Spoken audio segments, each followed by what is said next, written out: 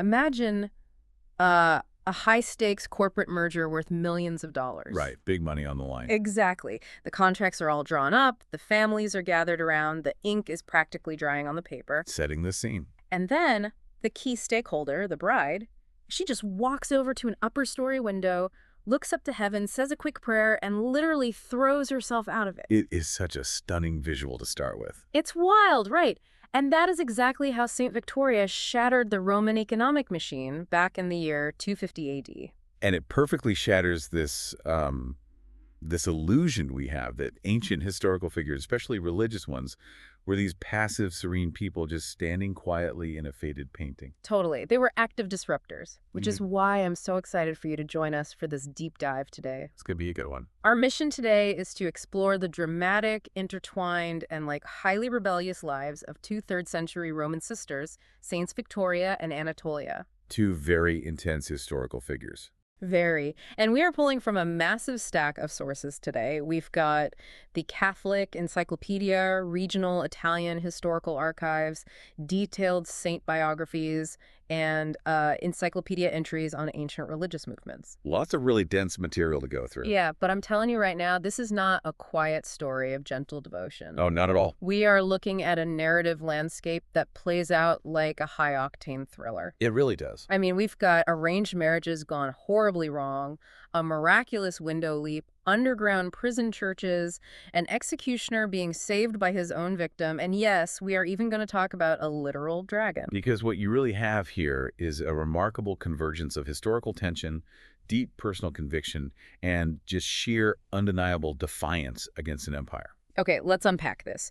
To really understand why that window leap happens, we have to start with the human origins of these 2 women. Right, their background is everything. Exactly. It's the entire reason their lives became so dangerous. So we're in Italy around 250 AD, specifically in the regions around Pacinum and Tivoli. And the Roman Empire is currently under the rule of Emperor Decius. Yes. And we need to carefully place Victoria and Anatolia in their proper socioeconomic context, right? No. Because according to the regional archives, these were not peasants or marginalized outsiders. No, they were high-status, incredibly wealthy noblewomen. Ultra-rich for their time. Right. And in the Roman world, women of that standing, they were not autonomous individuals. Right, they were property. Basically, yeah. They were crucial pawns in the social, political, and economic maneuvering of their families. I mean, they existed to consolidate wealth and produce legitimate heirs. So consequently, they were arranged to marry 2 powerful Roman pagan noblemen, Eugenius and Titus Aurelius. Well, their lives were essentially pre-written for them. They were just cogs in this massive patriarchal machine. But in their youth, they do something completely radical by the standards of their society. They secretly convert to Christianity. Yes.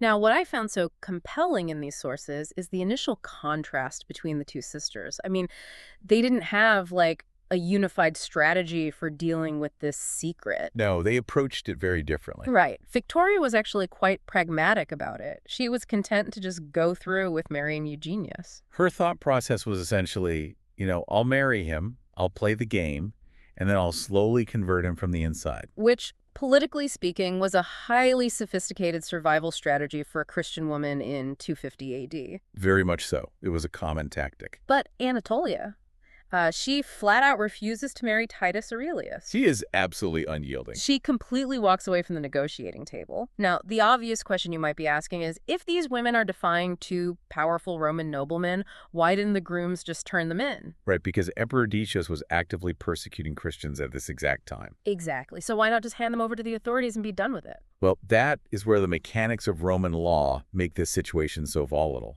It's always the legal loopholes, right? Always. So in 250 AD, Emperor Decius issued this empire-wide edict requiring everyone to perform a sacrifice to the Roman gods and obtain a certificate. Right. The libellus. Exactly, the libellus. It was proof that you did the sacrifice, and if you refused, you were executed and your property was seized by the state. But hold on, wait. If Titus and Eugenius are powerful, wealthy noblemen, Why couldn't they just, I don't know, forge a document? It wasn't that simple. Or, like, bribe a magistrate to quietly take the women's estates for themselves once they were arrested? Why were their hands completely tied by this specific law? Because the Roman state under Decius was completely desperate for funds. Oh, they needed the cash. Desperately. Yeah. The empire was fighting off massive barbarian incursions, and the treasury was bleeding dry. Ah. So the state wasn't just casually persecuting Christians for ideological reasons. They were aggressively using these treason laws to absorb massive private fortunes right into the imperial treasury. Wow. So if Eugenius and Titus denounced Victoria and Anatolia, the state would just immediately swoop in and seize the sisters' vast wealth. Exactly. The grooms wouldn't get a single denarius. So the grooms are trapped in this incredibly frustrating legal bind. I mean, they want the women, but they really want the estates. And denouncing the sisters means losing the fortune. So they have to keep this massive secret and try to solve the problem privately. Right. It creates this intense, localized Cold War. The grooms have to somehow force compliance without triggering a state investigation. Which naturally pushes the grooms to their breaking point. So they decide to use Victoria, who, remember, is still playing the pragmatic game, to convince Anatolia to just cave and go through with the wedding. A classic divide-and-conquer strategy. Right. So Victoria goes to her sister to plead the case for marriage and compromise. But Anatolia doesn't back down. Not at all. Instead, she shares this profound, overwhelming vision with Victoria. She declares, and this is a direct quote from the text, she says, "Virginity is an immense treasure of the King of Kings." What's fascinating here is that we really need to pause and unpack what that actually means in the context of antiquity. Yeah, please do. Because the modern understanding of that phrase entirely misses the mark. The texts we are analyzing reflect the rigorous Encratic teachings of the period. Right, but what does that actually mean operationally? Because, purity culture in the modern sense feels very different from what was happening in 250 AD. Fundamentally different. Encratic teachings weren't just about personal piety or chastity. They were a theological loophole for women. A loophole? How so? Well, in ancient Roman society, a woman's primary value was her reproductive capacity for the state. You belonged to your father's paterfamilias, and then you were legally transferred to your husband's authority. So you're just an asset being moved around. Precisely. So when a woman like Anatolia chose virginity and claimed that her body belonged solely to God, she was utilizing the only ideological defense available to completely opt out of the system. Wow. So it's not just a religious preference. It is a profound radical rebellion. Exactly. She is looking at the wealthiest men in her society and saying, my body is not your property to trade. It is not an asset for the Roman state. It belongs to me and my God. It completely short-circuits the economic and social hierarchy, and that realization is so powerful that it completely flips Victoria. She changes her mind completely. Yeah, she realizes her pragmatic plan to slowly change her husband from the inside is just, well, it's a compromise with a broken system. Which leads to the catalyst. Yes, that incredible cinematic moment we talked about at the start. The sources say that on Victoria's actual wedding day, the guests are gathered, Eugenius is downstairs waiting to receive his wealthy bride, and Victoria makes her choice. She refuses to go down. She doesn't go down. She looks out an upper story window, prays, and just leaps. It is the absolute, literal severing of her ties to conventional Roman society. And miraculously, she survives the fall completely unharmed and flees to a nearby church to claim sanctuary. Which brings everything out into the open. Right, now the secret is out. The marriages are definitively off, and the suitors are absolutely furious because the money is slipping right through their fingers. So they have to pivot to a new strategy. Right. So they strike a desperate deal with the local authorities. They don't hand the sisters over for formal state execution yet. Instead, Eugenius and Titus manage to get the sisters locked up in their respective country estates. It's severe, isolated house arrest. The psychological tactic here is obvious, right? Starve them out, break their spirits in isolation, and force them to just sign the marriage contracts. Which is a classic method of coercion. Isolate the target, remove their social support, restrict their resources, and wait for the psychological toll to break their resolve. But here's where it gets really interesting. Right, because it backfires entirely. It totally backfires. The sisters possess a very specific charism, a core focus on radical devotion and charity that basically weaponizes their captivity. They turn the tables on their captors. Okay, but I have to stop you there, because the sources say that while under strict house arrest, Victoria and Anatolia managed to convert their guards, and they start giving all their remaining money and possessions away to the poor. Yes, they do. But mechanically, I mean, they're locked up. How do you give away your fortune when you are literally under armed guard? It comes down to understanding the Roman patron-client dynamic. Okay. Noble house arrest in ancient Rome wasn't a modern jail cell with iron bars. It was confinement to a sprawling villa. Ah, so they weren't in a dungeon. Right. They still had access to their personal accounts, their ledgers, and their personal slaves, even if they couldn't physically leave the grounds. Furthermore, the guards assigned to them were likely lower-class retainers or soldiers. Ah, so there's a massive class divide between the prisoners and the guards. Exactly. You have these immensely wealthy, highly educated, noble women confined with lower-class guards who are paid a meager wage. So they had leverage. Huge leverage. The sisters essentially subvert the power dynamic by acting as massive benefactors. They offer these guards spiritual equality, which Christianity provided, and literal financial support. So they're paying off the guards. In a way, yes. They use their household staff as proxies to distribute wealth to the poor outside the villa. The men holding the keys suddenly realized their quote-unquote prisoners commanded more loyalty and moral authority than they did. They took a prison and turned it into a highly successful, fully funded underground church. That's brilliant subversion. And they were so effective at this that the Suitors finally realized they have completely lost control. The isolation tactic has failed spectacularly. Which pushes the story into its next phase. Right. This is the point where the narrative shifts from legal and economic friction into the realm of the mystical and the surreally supernatural. Let's trace Anatolia's path first. Let's look at what Titus Aurelius does. Right. Titus Aurelius, her suitor, realizes he is never getting the estate, so he escalates straight to state-sanctioned murder. He hires an executioner named Audax. And the method of execution Audax chooses is highly specific and symbolic. He locks Anatolia in a room with a venomous snake. But the snake refuses to bite her. It completely ignores her. Instead, the snake turns and attacks the executioner. Audax is bitten, he's dying from the venom, and in this stunning, mind-bending twist, Anatolia steps forward and heals the very man sent to murder her. Which is an incredible moment of grace. Audax is so utterly astounded by this that he instantly converts to Christianity right on the spot. And to understand why Audax reacts this way, we really have to look at the psychology of his profession. Yeah, what kind of guy is a Roman executioner? A Roman executioner, a carnifex, was an absolute outcast. They were often forced to live outside the city walls because they were considered ritually impure. Wow, so they were shunned. Completely. They were instruments of state violence, despised by everyone in society. So he expects this noblewoman to treat him like garbage, just like the rest of society does. Right. And instead, she saves his life. Anatolia treating him with profound dignity and healing him wasn't just a miraculous intervention, it was a complete subversion of the strict Roman social hierarchy. It showed him a totally different reality. Yes, a reality where his worth wasn't defined by the violence he committed for the state. It shattered his entire worldview. Now, the source texts take an even more bizarre turn when we look at Victoria's supernatural accounts. The dragon story. Yes. Suddenly, we're reading about Victoria chasing an actual dragon out of a town called Trebula Mutuesca, which is modern-day Monteleone Sabino. A very famous legend. She supposedly drives this monster away in exchange for the entire town converting. Now, as modern readers, we know we aren't talking about Jurassic Park here. No, probably not. I'm assuming there wasn't a biological, fire-breathing reptile terrorizing central Italy. So what is this text actually trying to tell us about the political or social environment she was in? Well, if we connect this to the bigger picture, when analyzing early hagiographies, these biographical accounts of saints, you have to decode the symbolism. Right, they didn't write history the way we do now. Exactly. Yeah. In ancient Christian literature, venomous snakes and dragons are almost universally utilized as literary devices. They represent toxic, oppressive environments, systemic pagan evils, or even literal plagues and corrupt local authorities.